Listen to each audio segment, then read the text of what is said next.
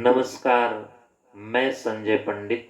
आज आप लोगों के समक्ष मैं प्रस्तुत करने जा रहा हूँ करवा चौथ व्रत कथा। यह व्रत बहुत प्राचीन है।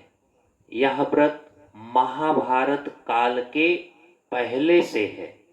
यह व्रत सौभाग्यवती महिलाओं के लिए उत्तम माना गया है। यह व्रत माताएं बहनें अपने पति की दीर्घ आयु के लिए रखती हैं। यह व्रत पांडव की पत्नी द्रौपदी ने रखा था। यह व्रत कार्तिक कृष्ण पक्ष को चंद्रोदय चतुर्थी में किया जाता है। इसके अंदर 4 कथाएं आती हैं। हम पहली कथा प्रस्तुत करने जा रहे हैं, तो आप लोग पहली कथा सुनेंगे। हाथ में अक्षत और पुष्प लेकर, यदि कुछ द्रव्य रखें तो और भी अच्छा है, वह किसी ब्राह्मण को दान कर दें। एक साहूकार था जिसके 7 बेटे और 1 बेटी थी। सातों भाई बहन एक साथ बैठकर भोजन करते थे। एक दिन कार्तिक की चौथ का व्रत आया तो भाई बोला, बहन आओ भोजन करें। बहन बोली कि आज करवा चौथ का व्रत है, चांद दिखने पर ही मैं खाऊंगी। तो भाइयों ने सोचा कि चांद दिखने तक बहन भूखी रहेगी, तो एक भाई ने दिया जलाया और दूसरे भाई ने छलनी लेकर उसे ढका और नकली चांद दिखा करके बहन को बोला, चल चांद दिखने लगा, अर्घ दे ले। बहन अपनी भाभियों से कहने लगी, चलो अर्घ दें। तो भाभियां बोली, तुम्हारा चांद उगा होगा, हमारा चांद तो रात को उगेगा। बहन ने जब अकेले ही अर्घ दे दिया और खाने लगी, तो पहले ही ग्रास में बाल आ गया और दूसरे ग्रास में कंकड़ आया और तीसरे ग्रास मुख की ओर किया तो उसकी ससुराल से संदेश आया कि उसका पति बहुत बीमार है, जल्दी भेजो। माँ ने तब लड़की को विदा किया और कहा, रास्ते में जो भी मिले उसके पांव लगना और जो कोई सुहाग का आशीर्वाद दे तो उसके पल्ले में गांठ लगाकर उसे कुछ रुपए देना। बहन जब भाइयों से विदा हुई तो रास्ते में जो भी मिला उसने यही आशीर्वाद दिया कि तुम 7 भाइयों की बहन, तुम्हारे भाई सुखी रहें और तुम उनका सुख देखो। सुहाग का आशीष किसी ने भी नहीं दिया। जब वह ससुराल पहुंची तो दरवाजे पर उसकी छोटी ननद खड़ी थी। वह उसके भी पांव लगी तो उसने कहा, सुहागिन रहो, सपूती हो। तो उसने यह सुनकर पल्ले में गांठ बांधी और ननद को सोने का सिक्का दिया। तब भीतर गई तो सास ने कहा, पति धरती पर पड़ा है, तो वह उसके पास जाकर उसकी सेवा करने के लिए बैठ गई। बाद में सास ने दासी के हाथ बची खुची रोटी भेज दी। इस प्रकार से समय बीतने लगा। बीतते बीतते मार्गशीर्ष की चौथ आई तो चौथ माता बोली, करवा ले करवा ले, भाइयों की प्यारी करवा ले। लेकिन जब उसे चौथ माता नहीं दिखाई दी तो वह बोली कि हे माता, आपने मुझे उजाड़ा तो आप ही मुझे मेरा उद्धार करेंगी। आपको मेरा सुहाग देना पड़ेगा, तब उस चौथ माता ने बताया कि पौष की चौथ आएगी, वह मेरे से बड़ी है, उससे ही कहना, वही तुम्हारा सुहाग वापस देगी। पौष की चौथ आकर चली गई, माघ की चली गई, फाल्गुन की चली गई, चैत्र बैसाख ज्येष्ठ आषाढ़ और श्रावण भाद्रपद की सभी चौथ आई और यही कहकर चली गई कि आगे वाली को कहना। कुआर की चौथ आई तो उसने बताया कि तुम पर कार्तिक की चौथ नाराज हैं, उसी ने तुम्हारा सुहाग लिया है, वही वापस कर सकती है। वही आएंगी तो पांव पकड़कर विनती करना, और यह बताकर वह भी चली गई। जब कार्तिक की चौथ आई तो वह गुस्से में बोली, भाइयों की प्यारी करवा ले, दिन में चांद उगानी करवा ले, व्रत खंडन करने वाली करवा ले। सुनकर वह चौथ माता के पांव पकड़कर गिड़गिड़ाने लगी, माता मेरा सुहाग तुम्हारे हाथों में है, आप ही मुझे सुहागिन करें। तो माता बोली, पापिन हत्यारिन, मेरे पांव पकड़कर क्यों बैठ गई? तब वह बोली कि जो मुझसे भूल हुई है उसे क्षमा कर दो, अब भूल नहीं करूंगी। तो चौथ माता ने प्रसन्न होकर आंखों से काजल, नाखूनों में से मेहंदी और टीके में से रोली लेकर छोटी उंगली से उसके आदमी पर छींटा मारा। वह उठकर बैठ गया और बोला, आज मैं बहुत सोया। वह बोली, क्या सोए, मुझे तो 12 महीने हो गए, अब जाकर चौथ माता ने मेरा सुहाग लौटाया है। तब उसने कहा, जल्दी से माता का पूजन करो। जब चौथ की कहानी सुनी, करवा का पूजन किया, प्रसाद खाकर दोनों पति पत्नी चापर खेलने बैठ गए। नीचे से दासी आई, उसने उन दोनों को चापर पासे से खेलते देखा तो वह सासू जी को जाकर बताया। अब दूसरी कथा प्रारंभ है। करवा माता को अक्षत पुष्प चढ़ा दें और दूसरा अक्षत पुष्प हाथ में लेकर कथा सुनेंगे। अति प्राचीन काल की बात है।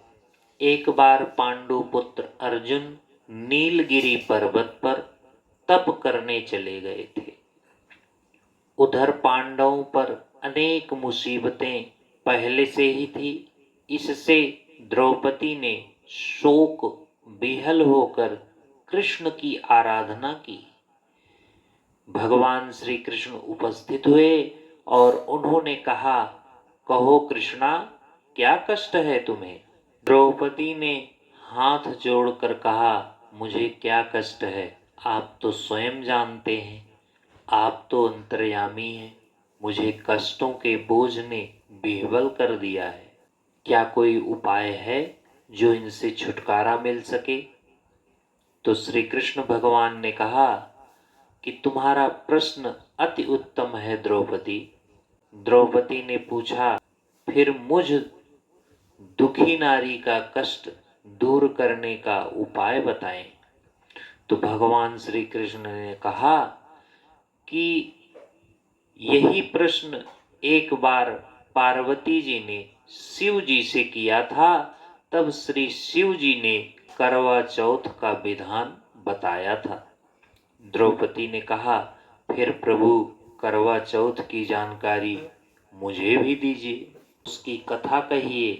तब श्री कृष्ण ने एक पल सोचने के बाद कहा कि दुख सुख जो सांसारिक माना जाता है, प्राणी उसमें सदा ही लिप्त रहता है। मैं तुम्हें अति उत्तम करवा चौथ व्रत की कथा सुनाता हूँ, इसे ध्यान पूर्वक सुने। प्राचीन काल में गुणी विद्वान धर्मपरायण एक ब्राह्मण रहता था। उसके 4 पुत्र तथा एक गुणवती पुत्री थी। पुत्री ने विवाहित होकर चतुर्थी का व्रत किया, किंतु चंद्रोदय से पूर्व ही उसे भूख लग गई और इससे उसके स्नेही भाइयों ने छल से पीपल की आड़ में कृत्रिम चंद्रमा बनाकर दिखा दिया। लड़की ने अर्घ देकर भोजन कर लिया और भोजन करते ही उसके पति की हृदय गति बंद हो गई। इससे दुखी हो उसने अन्न जल त्याग दिया। उसी रात्रि में इंद्राणी भू विचरण करने आई थी। ब्राह्मण पुत्री ने उससे अपने दुख का कारण पूछा तो इंद्राणी ने बताया कि तुमने करवा चौथ व्रत में चंद्र दर्शन करने से पूर्व भोजन करने से यह कष्ट तुम्हें मिला है। उस लड़की ने अंजलि बांधकर विनय की, इससे मुक्त होने का कोई उपाय बताइए। तो इस पर इंद्राणी ने कहा कि यदि तुम विधि पूर्वक अगली करवा चौथ व्रत करो तो तुम्हारे पति पुनर्जीवित हो जाएंगे। कन्या ने ऐसा करने का वचन दिया तो उसका पति स्वस्थ हो गया और इस पर उस कन्या ने वर्ष भर प्रत्येक चतुर्थी का व्रत किया और अनंत अखंड सुहाग प्राप्त किया। कृष्ण ने कहा कि हे द्रौपदी, यदि तुम इस व्रत को करोगी तो तुम्हारे सब संकट टल जाएंगे। इस प्रकार द्रौपदी ने यह व्रत किया और पांडव सभी क्षेत्रों में विजयी हुए और इस प्रकार सौभाग्य, पुत्र, पौत्र आदि और धन धान्य की इच्छुक स्त्रियों को यह व्रत विधि पूर्वक करना चाहिए। और इस व्रत में भगवान शंकर की आरती की जाती है। दूसरी कथा संपूर्ण हुई। अक्षत पुष्प करवा माता के सामने छोड़कर फिर अक्षत पुष्प हाथ में लेकर तृतीय अध्याय प्रारंभ करते हैं। तृतीय अध्याय में एक ब्राह्मण परिवार में 7 बहुएं थी। 6 बहुओं के मायके वाले बहुत अमीर थे, इसी कारण ससुराल में उनका बड़ा मान था। परंतु छोटी के मायके में कोई नहीं था। घर का सारा काम काज करती और सबकी सेवा करती, पर कोई भी उसे प्यार नहीं करता। सभी दुत्कारते। तीज त्योहारों पर भी जब उसके मायके से कोई ना आता तो वह बहुत दुखी होती। हर वर्ष की तरह इस वर्ष भी करवा चौथ का व्रत आया। अन्य बहुओं के मायके से उनके छोटे भाई करवा लेकर आए, पर छोटी के मायके में यदि कोई होता तो करवा भी लाता। सास भी छोटी को ही खरी खोटी सुना रही थी। छोटी बहू घर से निकल पड़ी और जंगल में जाकर रोने लगी। एक नाग बहुत देर से उसका रोना सुनता रहा। अंत में वह अपने बिल से निकल आया और छोटी बहू से पूछने लगा, बेटी क्या बात है, क्यों रो रही हो? तो छोटी बहू बोली कि आज करवा चौथ है, मेरा कोई भाई नहीं है। यदि मेरा कोई भाई होता तो आज जरूर करवा लेकर आता। नाग को छोटी बहू पर दया आई। नाग ने कहा, बेटी तुम घर चलो, मैं अभी करवा लेकर आता हूँ। थोड़ी देर बाद नाग ससुराल पहुंचा। ससुराल वाले इतना सामान देखकर चकित हो गए। सास भी प्रसन्न हो गई। सास ने प्रसन्न मन से छोटी बहू को नाग देवता के साथ भेज दिया। नाग देवता ने छोटी बहू को अपना सारा महल दिखाया और कहा, जितने दिन चाहो आराम से रहो, मन चाहा खाओ, मन चाहा पहनो, पर एक बात याद रखना, सामने एक नाद है, उसे कभी मत खोलना। सारा समय महल में आराम से काटती, पर नाद के बारे में उसकी उत्सुकता बढ़ती जाती।